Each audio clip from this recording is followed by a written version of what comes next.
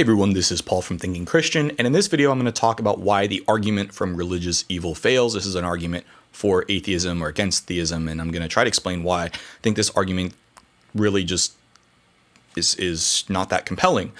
Now, I do think there are some good arguments against Christianity. I think divine hiddenness, the problem of evil, these are actually good challenges to theism that us theists need to respond to. Unfortunately, I don't think this is one of them, and I'm going to talk about why I think it fails in this video. Now, this shows up as number 196, argument number 196 on ex-apologists' lists of arguments for atheism, and all he does is just basically provide a link to this paper. He doesn't even present it as an argument, which is too bad because I would have liked to see like some sort of summary of it, and getting this paper was actually difficult because it's behind a paywall. Now, because I'm a graduate student, I actually can access this paper through my institution. If you'd like the paper, just message me. I don't want to get in trouble, but most of the time, us academics, we like sharing our papers. It's just the publishers are going to get us in trouble if we don't share them directly. So just email people if you want to see their paper and you don't want to pay the $20 or $30 to just read the darn thing. It's another rant I won't go on right now. But anyway, I was originally going to try to respond to all of ex-apologists' arguments, but I decided not to. Both because, one, not all of the arguments are necessarily good. And, with that, not all arguments for God are good either, so we should take a quality over quantity approach, in my opinion. But also because it's good for everybody. It's better for you to learn how to respond to these arguments and listen to them and decide whether or not you agree or disagree, rather than just listen to somebody else like me do it. Like, I've already done the work about this, thinking about this argument, and hopefully this is useful to you. But in general, whether you're an atheist or a theist, learning how to evaluate these arguments and find flaws or see where they succeed or see what interesting points they bring up is more valuable to you than just, listening to responses that you already agree with, and just seeing, oh, how can I, support my preconceived ideological position? Don't do that. So most of this is going to address Daniel Kodage's paper. I think that's how you say his last name, but I'm going to just call him Daniel for the rest of this because I don't want to continue butchering his last name. So not out of disrespect or anything, I'm just going to be saying Daniel's paper. He has a paper on the argument from religious evil. So let's go ahead and get started. Before we do so, I want to say a simple caveat here. This entire argument and the problem of evil and all of these things, not just this argument, some of these other ones, actually rest on an underlying assumption that moral ontology and moral epistemology can function coherently outside of theism. Now, this is not a point I'm going to be willing to concede, and I've discussed both of these, the ontological and the epistemic part, especially the epistemic part, at length here on this channel. You can check out some of my other videos for that. I'm not going to rehash any of that.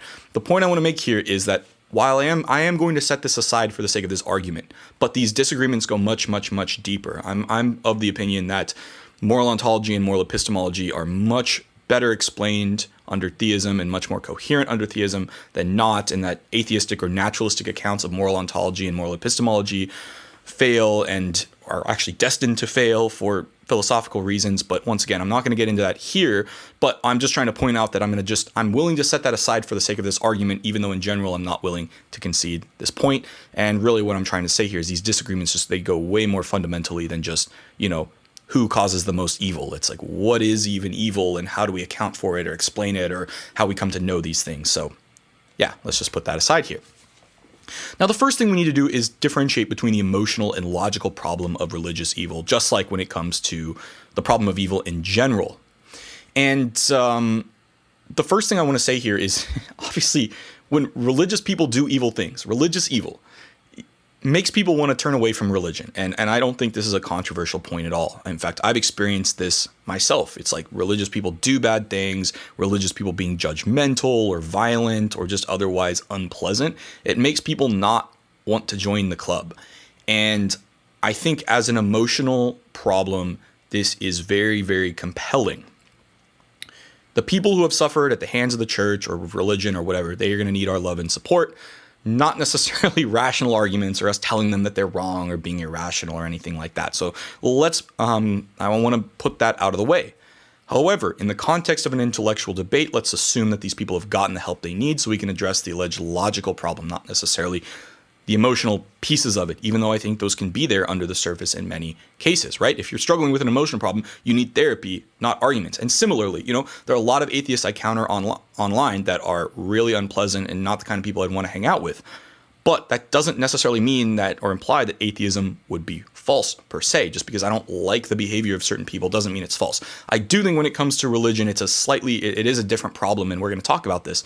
But this, once again, we need to separate our own emotions about these things from the actual logical or alleged logical problem that we see here. All right, so to get started talking about the problem of religious evil, like we do in the normal problem of evil, we're going to go ahead and differentiate between the logical problem and the evidential problem. Now, Daniel doesn't even try to address the logical problem, and that's probably a good thing for him. I think it helps his case a lot, because the logical problem, the atheist who's basically putting forth this argument actually has a very strong burden of proof. They need to show somehow that God's existence and religious evil, people doing evil or bad stuff in the name of religion and God, are logically incompatible. So instead, what Daniel does is he takes the evidential case. He says God's existence and religion are improbable. The first issue that I have here is it's difficult to see how this somehow becomes improbable. And he's going to try to argue this, and I'll address this.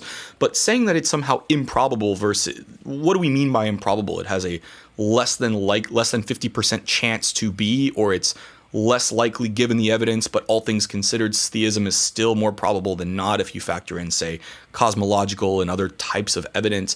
I often find that appeals to probability are often weasel words. We say something is improbable or probable. We're trying to convince them to do so, but he doesn't attempt to do any sort of statistical analysis of assigning a priori probabilities or any sort of Bayesian calculations here. And that's not a knock on him. I think it would be distracting to his paper. But this is just a sketch, right? And this isn't necessarily a justification for saying improbable. I think what he means to say is that the fact that there is religious evil constitutes a challenge or a serious challenge to theism. Now, I may disagree with him on that, but once again, I want to be careful for us to say, well, it makes it improbable, and therefore we should only believe things that are more probable than not. Well, how do you assign probabilities to these things? What's your probability space? Do you have a sigma algebra for this? These are all things about probability axioms that people tend to hand wave away while they're still appealing to probability, which I find it just something that kind of annoys me. So it is what it is. Now he says, quote, religious evil makes the theistic hypothesis very improbable. Notice the very improbable part.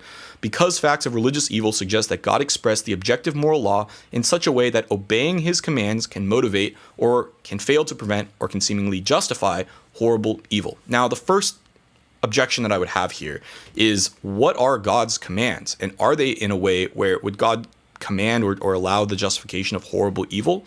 Well, I don't think God can command evil, and we'll talk about this. This is a point Daniel and I are willing to, we agree on. But if you're a Christian, right, what did Jesus say? Greatest commandment is love your God with your heart, soul, and mind. And the second greatest commandment is loving your neighbor or loving others as yourself, which of course explicitly includes your enemies and people who are not in your group or your tribe, other people. Jesus was super, super explicit about this because he said this on multiple occasions. So the first question we need to ask is it really the case that people who are doing horrible evil, what we consider evil, are actually obeying God's commands? And is it the fact that they can, just because they could give a plausible post hoc justification that God allowed them to do it, is it really the case that they're obeying God's commands, or they're simply self-identifying as religious but not actually listening? We'll go into this more in the first place, but I think this is a really important distinction here, because while it may look to us that somebody says, oh, I believe in God, but if they go out and they do all these things, is it really fair to say you actually believe this stuff or you're actually following God's commands versus you're sort of co-opting it in some other way?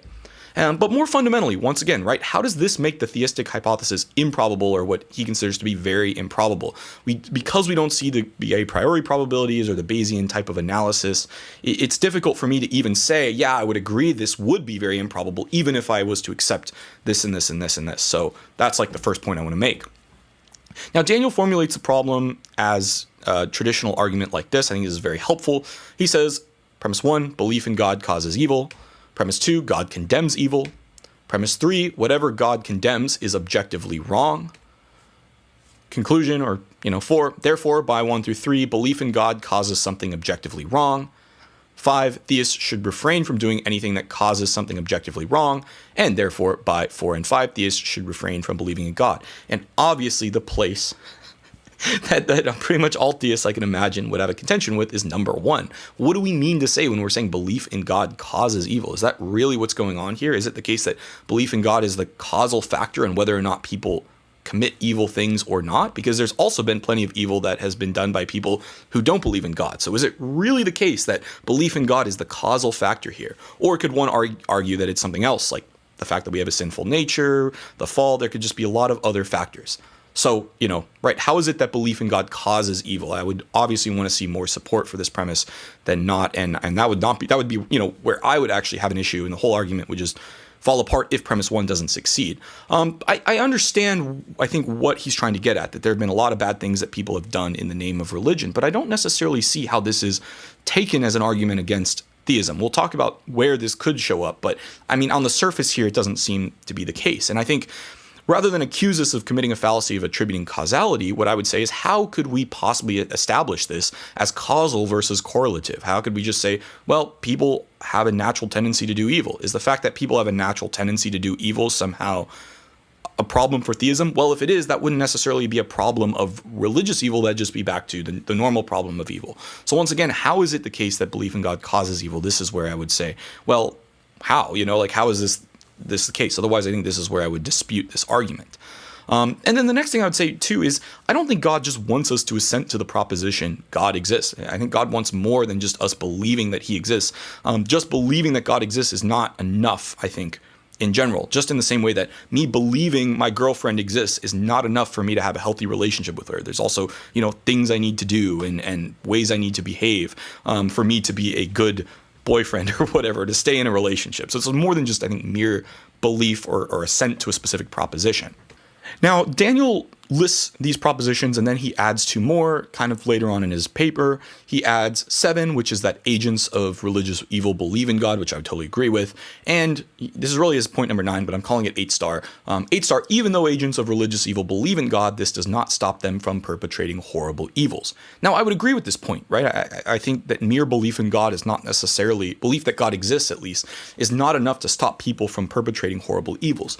But it's difficult to see what the actual point of this is. There are plenty of things that I believe are wrong, but that doesn't necessarily stop me from doing them. For instance, I don't know, as an example, I think it's wrong to show up.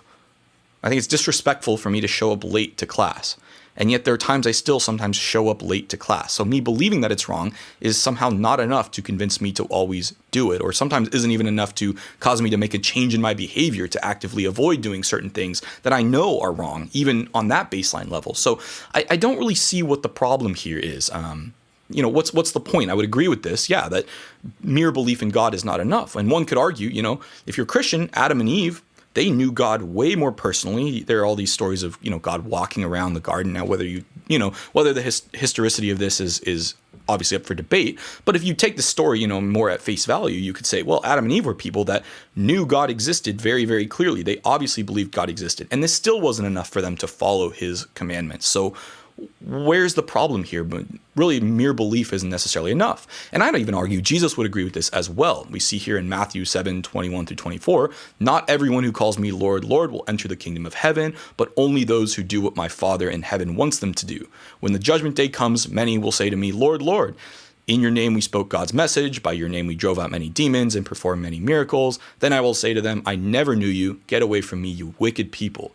So then, anyone who hears these words of mine and obeys them is like a wise man who built his house on rock. So really the point here, I think what Jesus is saying here is it's not just belief. It's not just belief enough or claiming to identify with the movement. It's actually whether or not you follow these commandments as well. And I think this is a really important distinction that I wish Daniel made more of a point of doing. The distinction between what God's commands are, whether God's commands evil or not, whether the interpretation is evil, and how religion is associated with this. And I think Daniel makes some mistakes when it comes to actually, distinguishing religion from belief from salvation. I think these are all really important concepts that are very easy to get confused, and I think this is part of the problem here.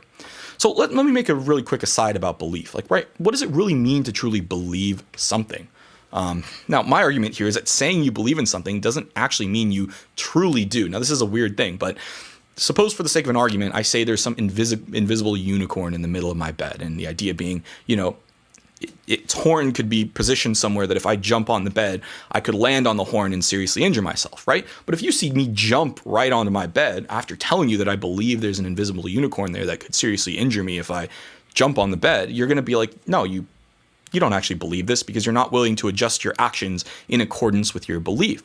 So why are you saying you believe this? You should, I would argue, you would be very justified in doubting my belief being legitimate or true given the fact that my actions aren't able to line themselves up with my beliefs. So once again, we have our beliefs and we have our action. Just saying you believe a certain proposition, is that really enough to really mean that you truly believe it? Like, what do we actually mean by belief? I think this is a really interesting point here, right? What I would say is our beliefs can actually cause our actions, but our actions will often betray our true beliefs or our true allegiances. So once again, if I believe something, yes, this is in general going to have some causal effect on my behavior.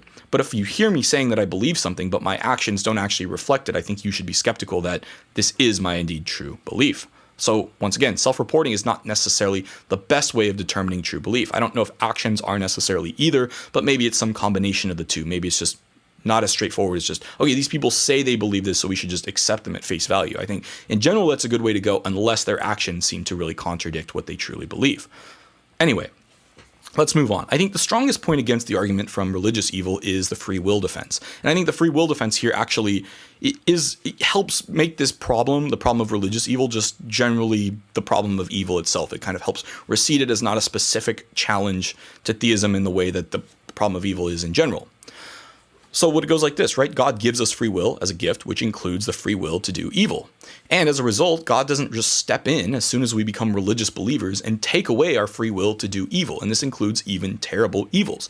So it seems that the argument Daniel is saying is that if God wants people to know him, he would take away our free will to do evil, or at least some amount of free will to do evil, once we become religious or decide to become religious, so more people could become religious. But once again, I don't think that's necessarily God's plan. If his goal is for us to just have a continued loving, healthy relationship, he can't override our free will, and we can choose to exit that at any time. This doesn't just stop as soon as we become religious believers, right? In the same way that my girlfriend does not override my free will as soon as I choose to get into a relationship with her. I don't think she would want that. The fact that I am free in some ways to leave at any time or to theoretically cheat on her.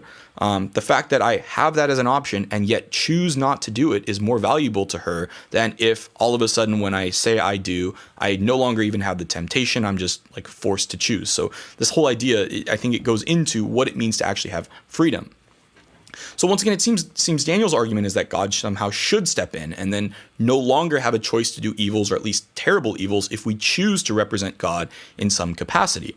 But if God gives us the choice to represent him, it seems like we also have the choice to do bad stuff in his name. And yes, this has bad outcomes, and that's part of the responsibility that we bear. And this is what Paul talks about in the New Testament. Not everyone should become teachers, because teachers are going to be held to a higher standard. And I think in the same way, people who claim to be representing religion at a higher capacity are going to be judged more harshly because their actions can influence others. But it's difficult to see how we go from here to saying, at least it's difficult for me to see, how we go from here to just all of a sudden saying, well, therefore God's existence is improbable, especially if we do have free will. What's our reason for thinking God would take it away? That's the part I think I have trouble seeing. Once again, if choosing to do good freely is better than doing good out of coercion, then it seems that the specifics of this argument would fail about religious belief. If God doesn't override our free will as soon as we become religious believers, then this is just simply the problem of evil in general. It doesn't necessarily, there's no problem of religious evil per se, because we don't really see a reason why God would want to step in and override our free will by representing him. Now, I think the way this argument tends to be presented is, well, the fact that religious people do bad things drives people away from religion, or drives people away from the idea of God. And that is true. That is the effect of it. But it's hard to see why yes, God wants all people to have a loving relationship with him. But does that really outweigh what God would have to do to override our free will so that didn't happen? I think that's really the main question. And for the person putting this forth as an argument, they would need to, of course, show that somehow that God not overriding our free will is worse than God letting free will happen and people becoming disillusioned with religion. And I just don't find that all that compelling. Now, I want to address a few quotes from Daniel's paper and talk about how Alvin Plantinga's free will defense has a sort of interesting explanation for many of these. Now, Daniel says, quote, "The task is to explain why God would create a world where it appears as if religion were not an obvious antidote to sin." Now, at first reading, I think this is a complete straw man argument. I don't know any Christians who believe that religion is supposed to be the obvious antidote to sin. If you're a Christian, Jesus is the antidote to sin, not religion itself. And that's why you have some people who say, oh, I love Jesus, but I hate the church or whatever, because they've been harmed by religion. So it's not the case that religion is supposed to be an obvious antidote to sin. So I don't know if Daniel's point is that he thinks it would be more clear if religion was an obvious antidote to sin and there was no religious evil. But if religion isn't the antidote to sin, then it's hard to see that religious evil has any bearing on the antidote to sin itself. Now, perhaps, and this would perhaps be the most charitable interpretation of his point and the one I'm going to use, his argument is, well, why would God use religion to deliver the message of Jesus as the antidote to sin, given that that people who are associated with religions have the freedom to do bad things? And my response to that would be, well, it seems this is actually a demonstration of God's love and mercy, that he's using human means to get his message across. And that's how much love he has for us. And that's how much responsibility he wants us to have. He wants us to grow into the view that he has for us. So I think this is an interesting point, but once again, it's just, I think the Christian response to this is simply to say that, yes, God uses human institutions, uses writing, and uses the church and these sorts of things to deliver his message. And there are times in which the church fails, but hopefully we learn from this and we do better. And the fact that we've made mistakes before keeps us from having to make those mistakes in the future. He says, quote, "It is hard to see why God could not have created a world where humans cannot misuse religion in all sorts of horrible ways." Well, it's not hard for me to see, but I think I see the point he's getting at. However, I would say, why assume God would want to set up a world where our freedom is somehow limited right when it comes to religious matters? When it comes to the matters that are most important to God, our relationship with God, we somehow don't have free will. I think I think the response here, being the free will defense, is saying, well, God sees freedom as good, and good free choices are better than coerced free choices. In fact, coerced free choices are just a logical contradiction. It's just nonsense. You can't have a coerced free choice. So really the question is, why should we expect God to just all of a sudden impede on our free will whenever it comes to religious matters? And there are a couple different levels of this that I'll talk about in a second. He says, quote, "In a world where religious language cannot be misused, either because of divine or because of other precautions, and as a result, religious congregations are guiltless, creaturely freedom is not seriously restricted, and the relative loss of freedom seems to be balanced by the fact that those who want to live a virtuous life have a clear sense of what to do." Now, there's a lot going on here, so I'm going to try to unpack several of the objections I have to this claim. First is that religious congregations are made of individuals. When you think of the church, it literally means the people. It's like a group of people. So the first question is, how could God restrict the misuse of religion or religious language without infringing upon free will in the process? How is this somehow not immune to the free will defense in this particular sense? So would God create language in a way where people don't have the freedom to use language to do evil? I think the Christian idea is that sin is a thing that is separate from language. So you can't just change language to get rid of sin. And in a similarly way, religious congregations are not guiltless because when people gather together, they don't just magically have their free will taken away. Or when they start speaking or claiming that they're in the name of God, they don't, once again, magically have their free will taken away or supernaturally. I don't mean to be belittling at that point, but that's really the point I'm trying to say. It feels very ad hoc. And once again, I don't really see that the precaution here. Is it that we can no longer do evil when we join a religious congregation? Is that what the proposed solution is?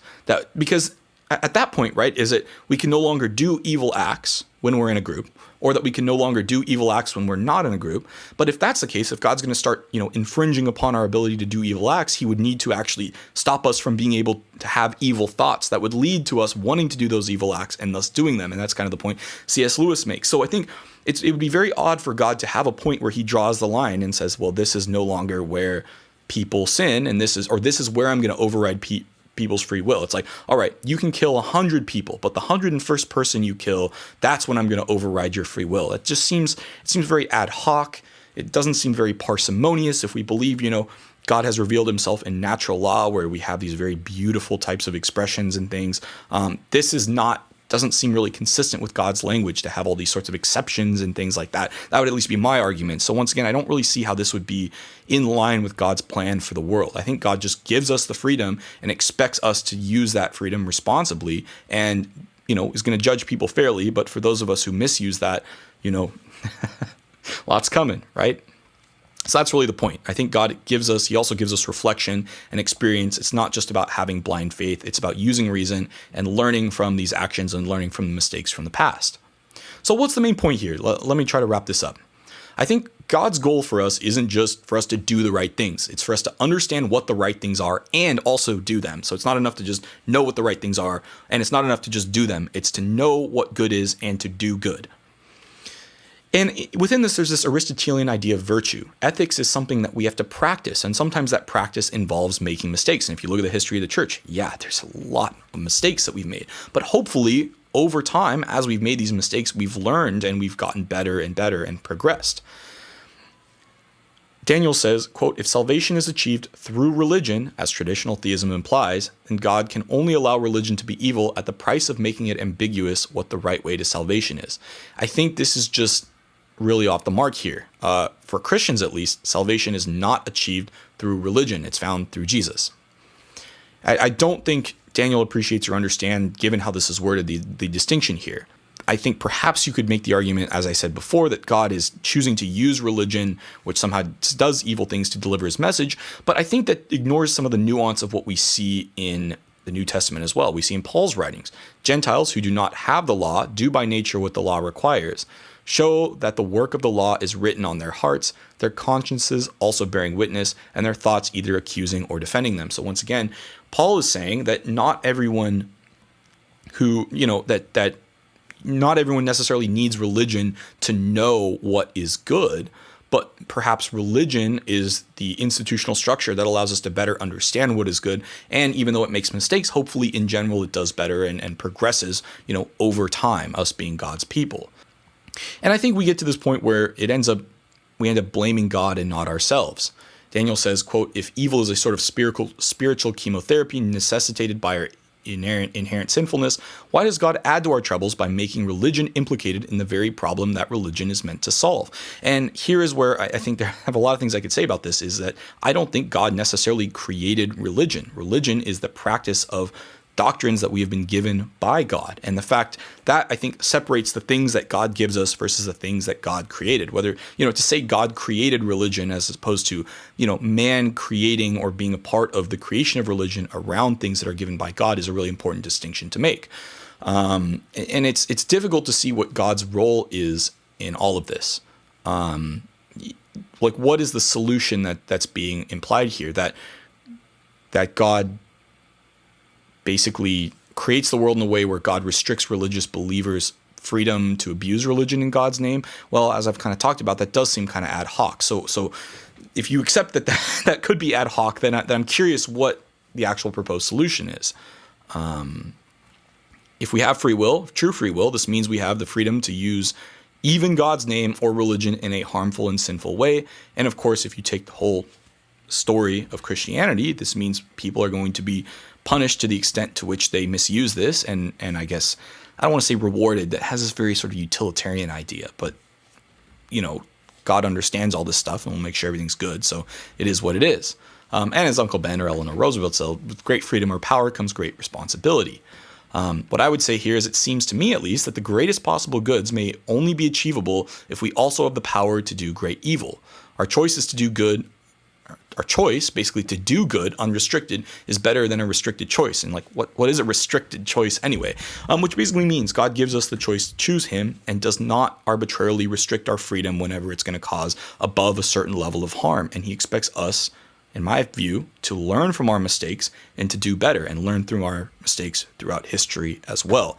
The whole idea of moral progress, I actually think, is built under this theistic framework that we can reason our way, using reason, using tradition, using all of these things together to do better. And the idea of moral progress epistemically or ontologically, becoming closer to God's will, actually makes a lot of sense. You have an actual unmoving target that you're moving closer and closer for, and hopefully we're getting better and better. So anyway, thanks for watching. Let me know what you think. I'm curious.